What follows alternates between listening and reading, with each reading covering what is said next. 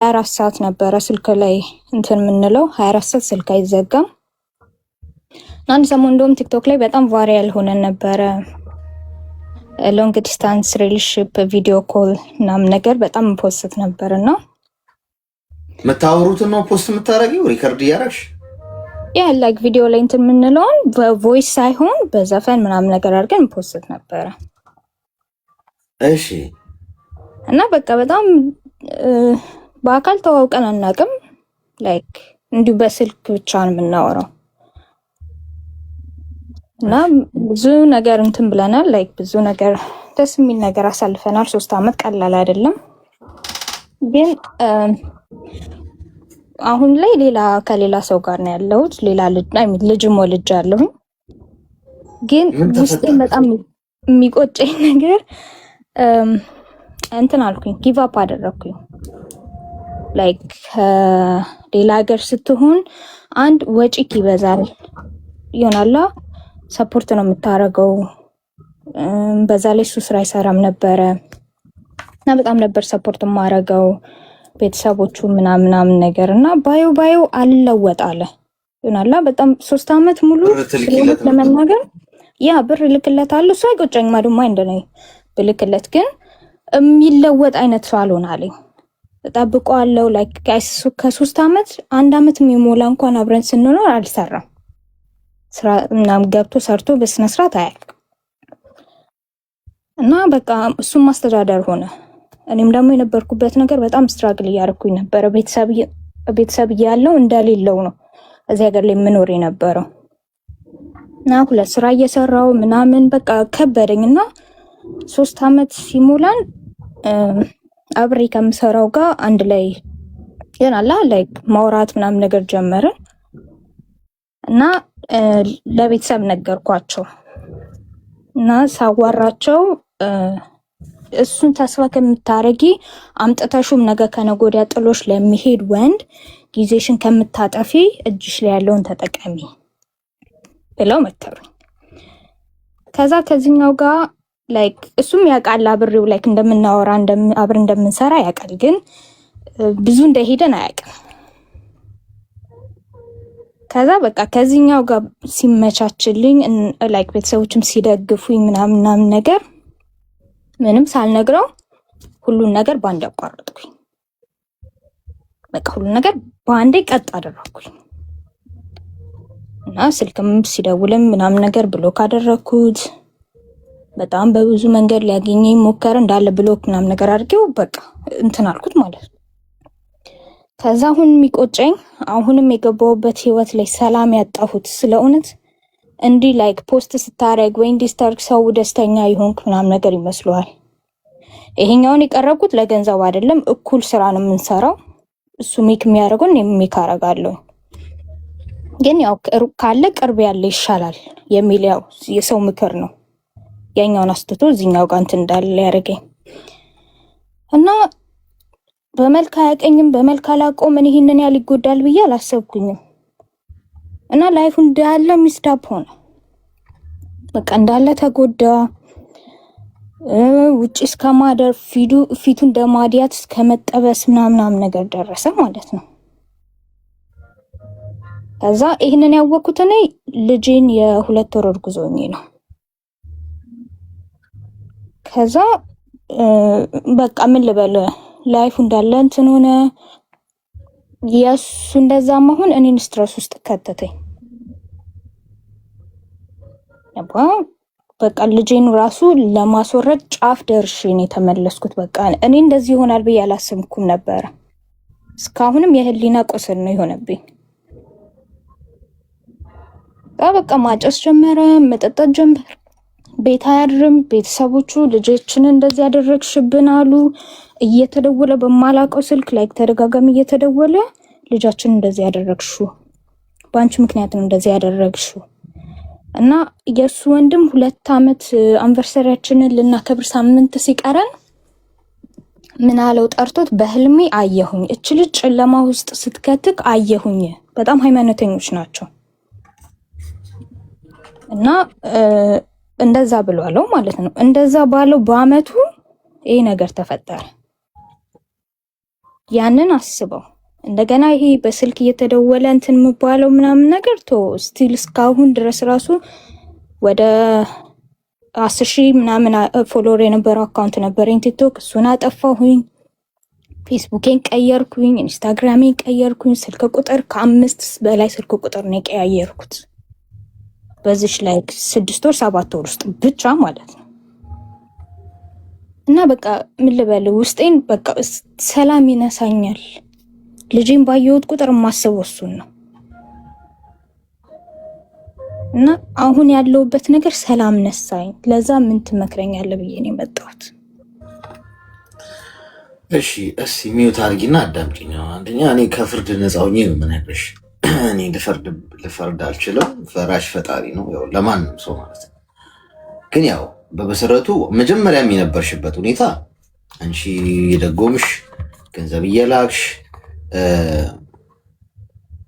ባል ሊሆንሽ እንደማይችል ግልጽ ነው።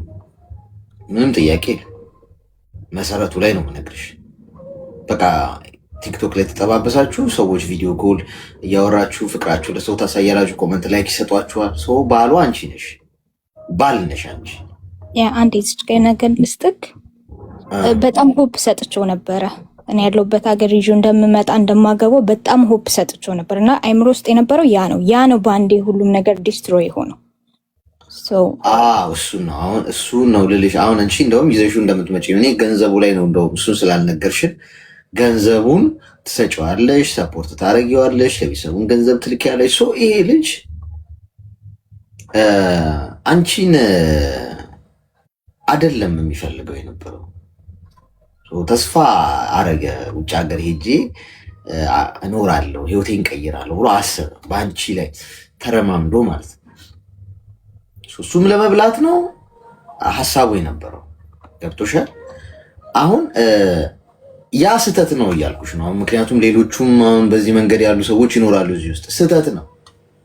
ወንድ ልጅ በራሱ መቆም አለበት። ጋይስ ሴቶች መስማት ያለባችሁ ነገር ወንድ ልጅ ባል ለመሆን ወንድ ለመሆን ራሱ ስራ ሊኖረው ይገባል። ራሱ ቆሞ ራሱን የሚያስተዳድር የቻለ የራሱን ህይወት በቃ ማንም ላይ ዲፔንድ ሳይሆን ቀጥ ብሎ እየኖረ ራሱን ህይወቱን ቀጥ አድርጎ የሚሄድ መሆን አለበት።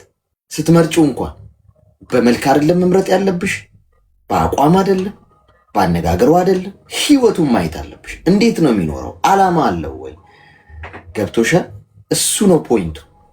አንቺ ቲክቶክ ላይ ብቻ ስላየሽውና ጥሩ ላይቭ ስትሪም ምናምን ስለሚያደርግ ቲክቶክ ላይ በዛ ምናልባት ተስበሽ ሊሆን ይችላል። ኤኒዌይስ ያ ስህተት ነበር። ሁለተኛው ስህተት ምንድን ነው? አንቺ ምናልባት ምንም አይነት ኢንትረስት ከሌለሽና እዛ ነገር ላይ ተስፋ ከቆረጥሽ በግልጽ እዛ ጋር ነግረሽ ጨርሰሽ ቶፒኩን ዘግተሽ ነው ወደ ሌላ ህይወት እንኳን መሄድ ካለብሽ ጊዜ ወስደሽ መሆን የነበረበት። አንዴ እዚህ ጋር የነገር ልንገርክ ሳታልፎ እርግጥ ነው መናገር ነበረብኝ፣ ግን ነግሬው ነበረ። ላይክ አመት ካለፈም በኋላ ይሄ ሪሌሽንሺፕ ሊቀጥልም ላይቀጥልም ይችላል ብዬ እነግረው ነበረ በግልጽ ማለት ነው። ላይሆንም ስለሚችል ውስጥህን አንተን አትበለው። ልክ እንደዛ ስለው ራሴን አጠፋለሁ። ላይክ እንደዚህ ነው የሚለኝ ቀጥታ። ራሴን አጠፋለሁ፣ ራሴን እጎዳለሁ። ከዚህ በፊትም ተጣልተን እንደዚሁ ደጅ ላይክ ሳምንት ምናምን ነገር ከቤት ወጥቶ ደጅ እንትን ብሎ ቤተሰቦቹ ሊውጡኝ ደርሰው ከዛ ነው እንደገና ታሪቄው ወደ ቤት የተመለሰው። እና እድሜ ስንት ነው አሁን አንቺ? እኔ ወደ 24 እየሄድኩኝ ነው። የእሱ እድሜ ስንት ነው?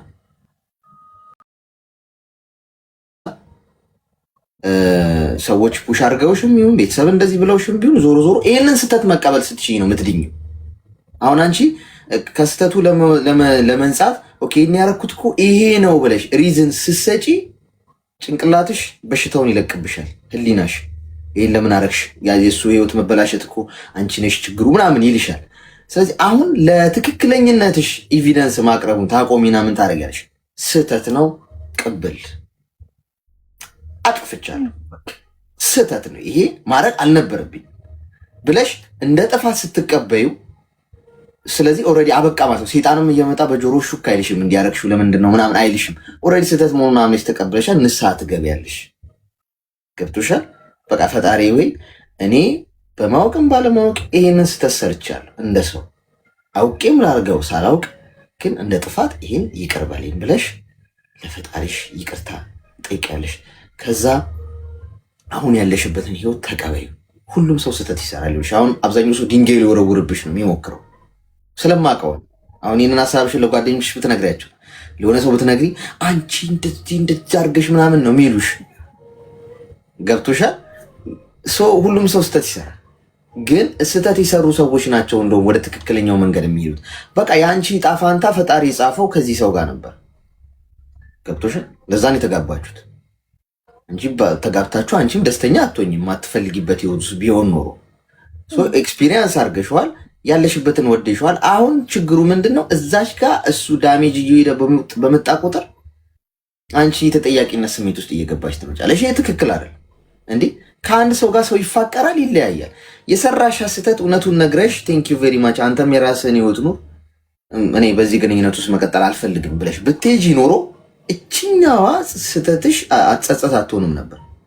እሱን ሳትነግሪው አንቺ ሺፍት አርገሽ ፍሬቻ ሳታሳይ ጥፍ ስላልሽ ሰውየው ተሰበረ ማለት እንጂ ሁሉም ሰው ይለያያል። ለሱ ህይወት አንቺ ኃላፊነት ልትወስጂ አትችይም። ከአንቺ ጋር ስለተለያየ ራሱን በመጠጥ ውስጥ ቢጥል ማን ነው ለሱ ህይወት ተጠያቂው? እራሱ እኮ ነው። አንቺ አልፈጠርሽው፣ አልተጋባችሁ፣ ገና አልተገናኛችሁ፣ በርቀት ያለ ጉዳይ ነው። ራስሽን መክሰስ አቁሚና ስህተቱ እንደ ስህተት ተቀብለሽ ይቅርታ ጠይቂ ፈጣሪሽን። ከዛ ወደፊት ሙቭ አርጊ ከባልሽ ጋር። አሁን ታማኝነትን ደግሞ አሁን ጥንቃቄ አርጊ። ገብቶሻል?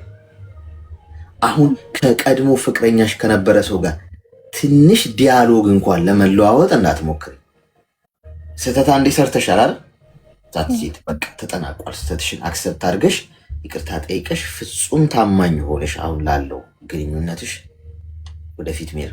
ምናልባት የተሳሳቱ መንገዶች አንዳንዴ ትክክለኛው ነጥብ ላይ የሚያደርሱ እነሱ ይሆናሉ። አንዳንዴ ፍቅረኞቻችሁ የሆኑና ግን አይሆኗችሁም። እነዛ ሰዎች ትምህርት አስተምሯችሁ ይሄዳሉ። ገብቷችኋል? ለሁላችሁም ነው ይህን እምላችሁ።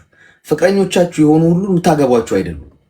የተፋቀራችሁ፣ የከነፋችሁላቸው፣ ያበዳችሁላቸው፣ አየር ላይ ከነሱ ጋር የተንሳፈፉላቸው እነዛ ሰዎች ምናልባት የእናንተ ትዳር አይደሉም።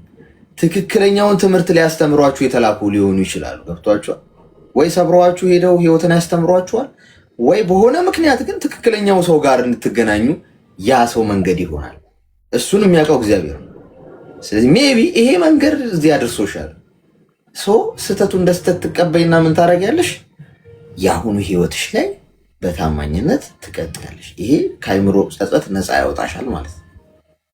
እሺ ልክ ነህ። ያው አንድ ነገር ለኮሜንቶች መልስላቸው ይቅርታ ጠይቂው ላሉኝ ልጄን የ2 ወር እርጉዝ ሆኜ እንደዚህ አይነት ነገር እንደሰማሁኝ ያው ይሄም ቢሆን ልክ አይደለም።